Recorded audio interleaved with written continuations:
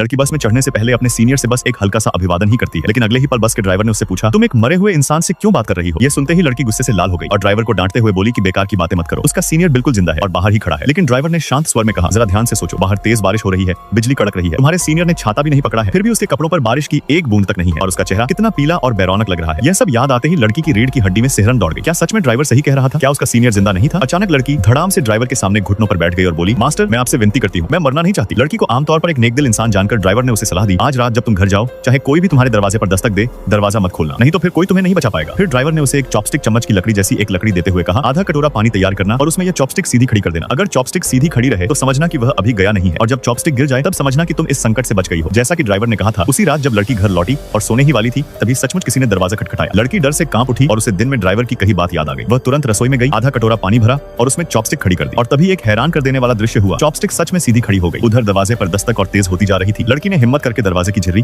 Cat आई से बाहर देखा। बाहर उसकी सबसे अच्छी दोस्त खड़ी थी। लड़की ने बाहर, लेकिन लड़की ने फिर भी दरवाजा खोलने की हिम्मत नहीं की, क्योंकि ड्राइवर ने साफ कहा था, चाहे कोई भी हो दरवाजा मत खोलना, जो भी दिखे वह असली नहीं होगा। डरी सहमी लड़की ने पूरी रात ऐसे ही बेचैनी में काट दी, लेकिन वह सुरक्षित रही। अगली सुबह उसने तुरंत अपनी सबसे अच्छी दोस्त को फोन किया और पूछा, क्या तुमने कल रात मेरे घर के दरवाजे पर दस्तक दी थी? दोस्त ने कहा, नहीं। यह सुनकर लड़की के होश उड़ गए। अब उसे ड्राइवर की हर बात पर यकीन हो गया। वह तुरंत अपनी दोस्त को लेकर ड्राइवर को ढूंढने निकल पड़ी, ताकि उसे पिछली रात की सारी बात बताए और उससे मदद मांगे। लेकिन ड्राइवर के सहकर्मी ने एक चौंकाने वाली खबर दी, 22 नंबर रूट का ड्राइवर तो कुछ दिन पहले ही एक कार दुर्घटना में मर चुका है। यह सुनते ही लड़की के माथे पर पसीना आ गया। क्या इसका मतलब यह है कि कल उसने जिस ड्राइवर और अपने सीनियर को देखा था, वे दोनों ही जिंदा नहीं थे? लड़की घबराई हुई थी, समझ नहीं पा रही थी कि क्या करे। तभी अगले ही पल उसके सीनियर का वीडियो कॉल आने लगा। लड़की के हाथ कांप रहे थे, उसे समझ नहीं आ रहा था कि फोन उठाए या नहीं।